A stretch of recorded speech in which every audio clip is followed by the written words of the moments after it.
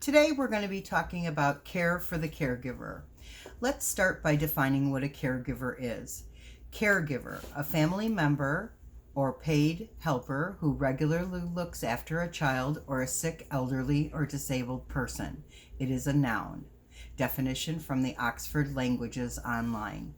There are several different types of caregivers out there that we're going to talk about today. The most common types of caregiver is the family caregiver, someone who takes care of a family member without pay.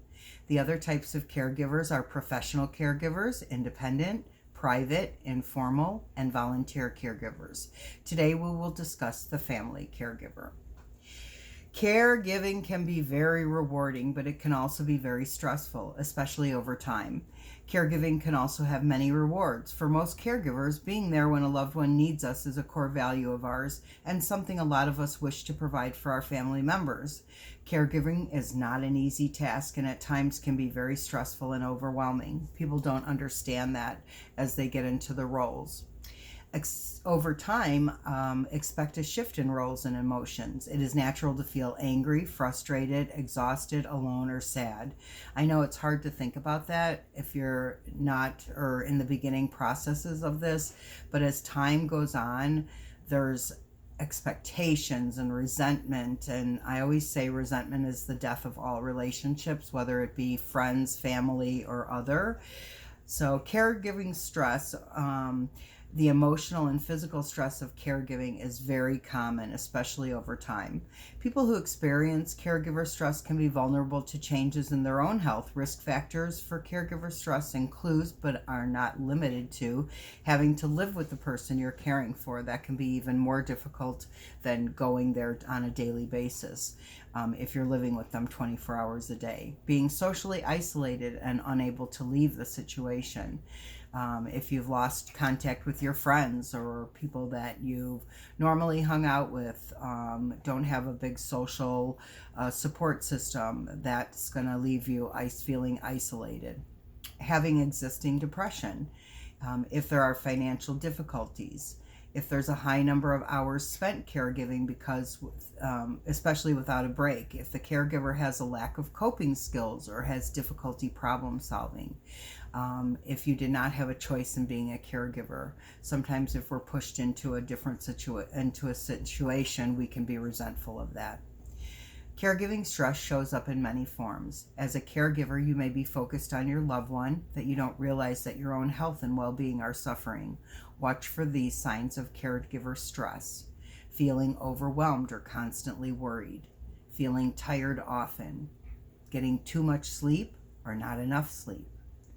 Gaining or losing weight unexpectedly. Becoming easily irritated or angry. Losing interest in activities you used to enjoy, feeling sad, having frequent headaches, bodily pain, or other physical problems, abusing alcohol and drugs, including prescription medications, all very common when you're under a lot of stress, especially caregiver stress. Too much stress, especially over a long period of time, can harm your health. As a caregiver, you're more likely to experience symptoms of depression or anxiety. Think about it. If you are there in that house all day, there isn't a lot to look forward to unless you have relief. In addition, you may not get enough sleep or physical activity or eat a balanced diet, which increases your risk of medical problems such as heart disease and diabetes. Poor diet can cause diet disturbances of diarrhea and constipation. You cannot pour from an empty cup. If you haven't replenished yourself, you are no good to anyone else, especially the person you're caring for. I tell people that all the time.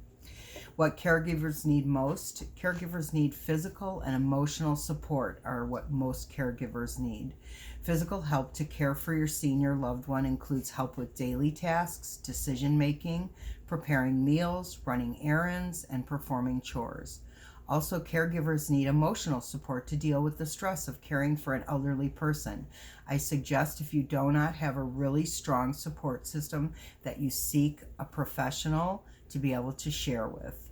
I talk to a counselor on a regular basis because I have a lot of baggage. I take care of a lot of people. That caregiving stress that I do adds up over time. So once a month, I speak with somebody and get all these feelings out in a safe environment. Strategies for dealing with caregiver stress. The emotional and physical demands involved with giving with caregiver can the emotional and physical demands involved with caregiving can strain even the most resilient person. That's why it's so important to take advantage of the many resources and tools available to help you provide the care for your loved one. Do not expect to do it all on your own. Remember, if you don't take care of yourself, you won't be able to care for anyone else. To help manage caregiver stress, accept help. Be prepared with a list of ways others can help you and let the helper choose what he or she would like to do. For instance, a friend can make an offer to take the person you care for on a walk a couple times a week, or a friend or family member may be able to run an errand, pick up your groceries, or cook for you. Having a calendar for others to add times to can add times to that they can relieve you and provide a form of relief is a great tool. Sharing your Google Calendar, your iCloud, or Outlook calendar is a great way to schedule multiple family members to help at different times. We've done this multiple times with Google Calendars and we share them and people fill in times. Others can see when help is needed and schedule accordingly.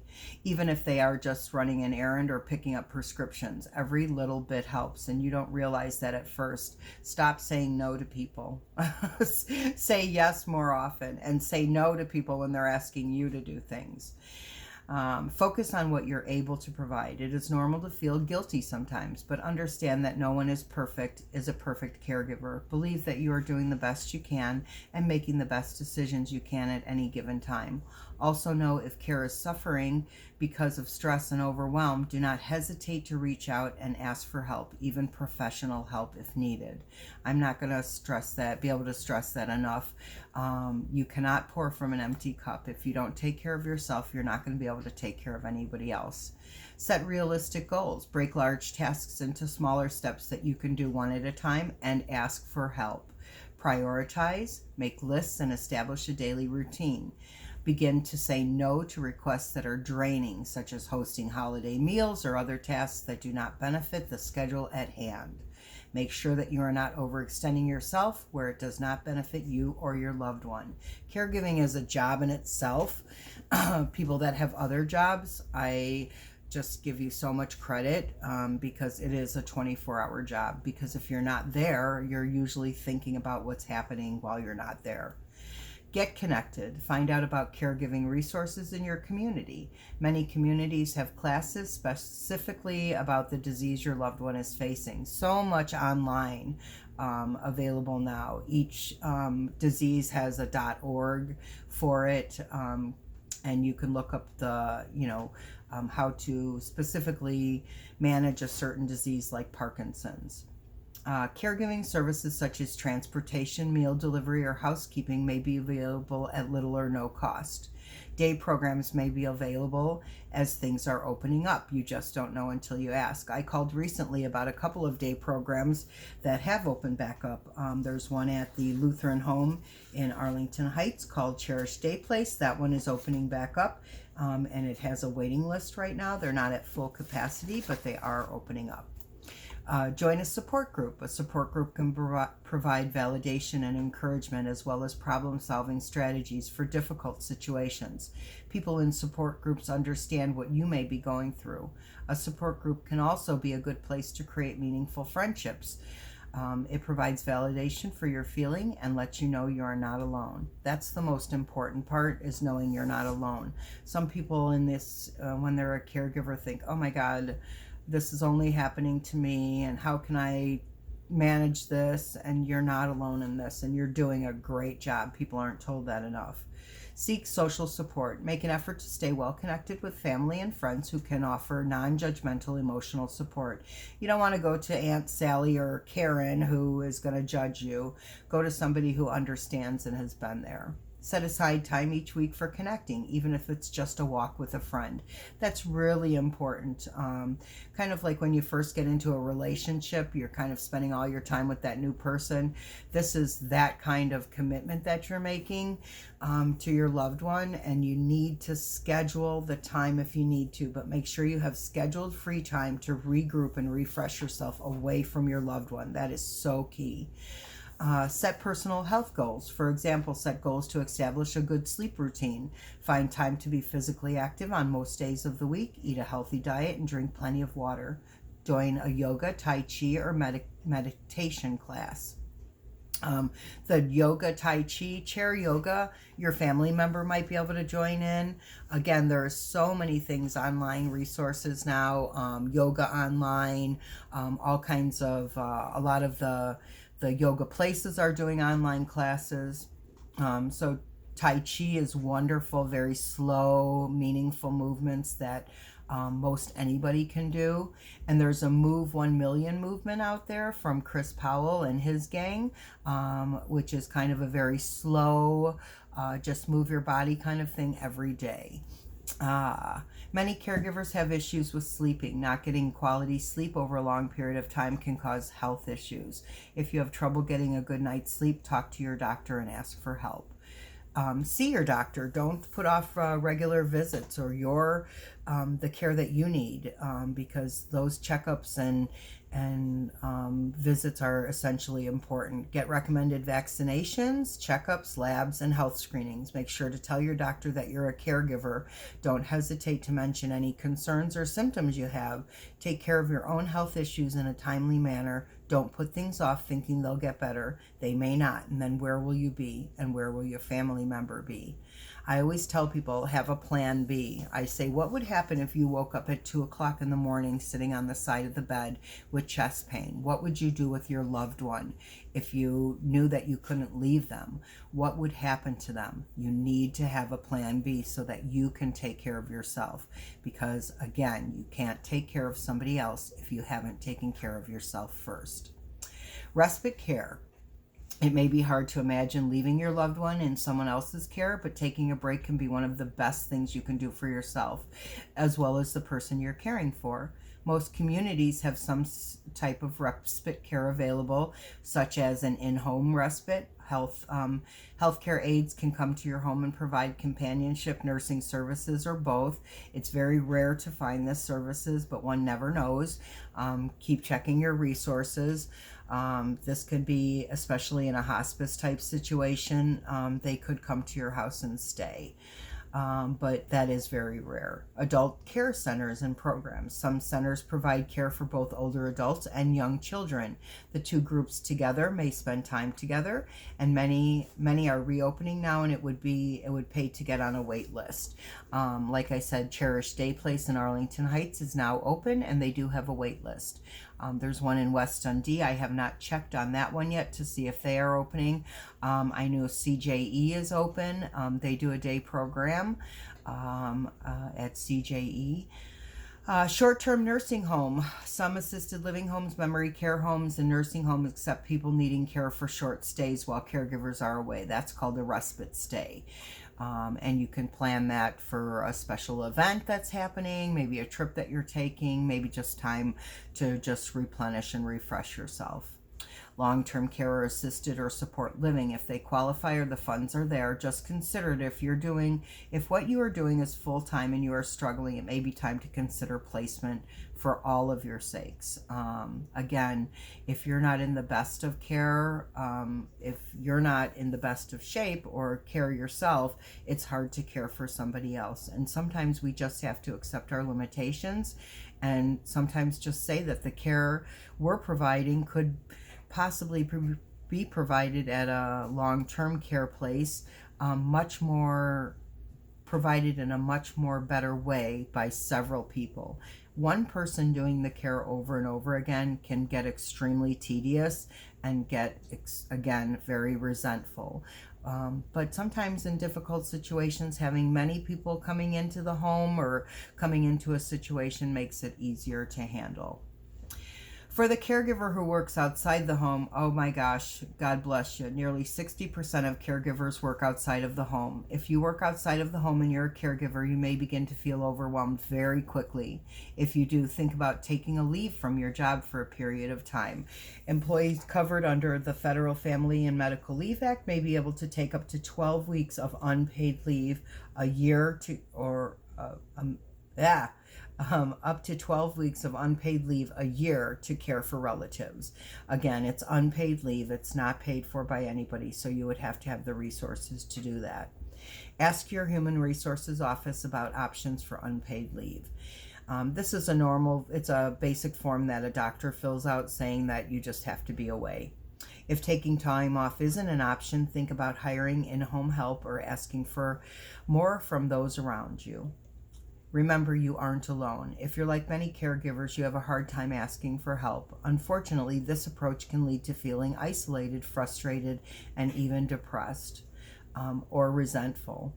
Rather than struggling on your own, take advantage of local resources for caregivers. To get started, check out your elder care locator. We have ElderWorks out in Palatine. I have a ElderWorks Bible. It is my total resource guide.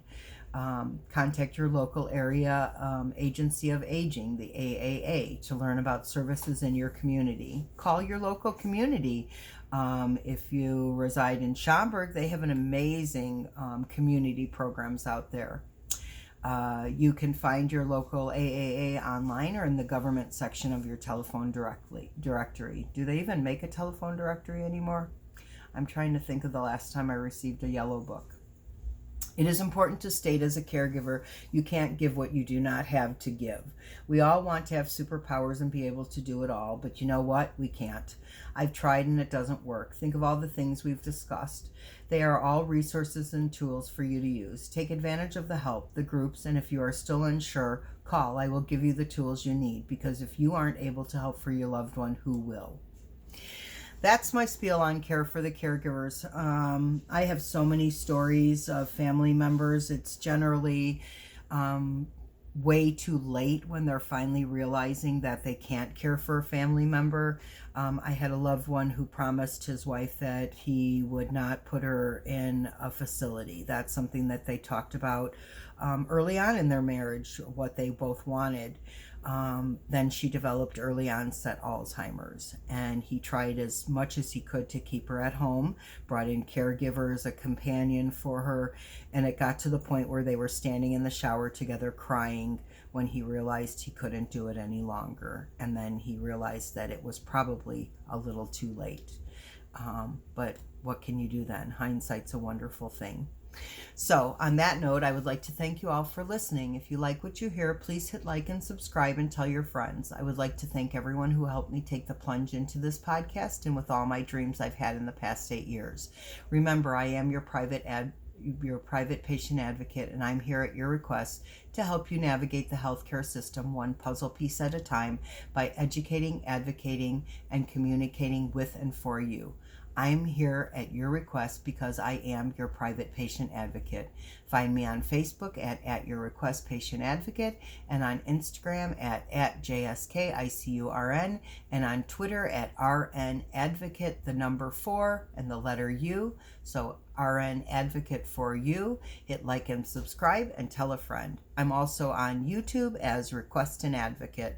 You can find my podcast where you find all your other podcasts. And again, hit like and subscribe if you like what you hear, and tell a friend.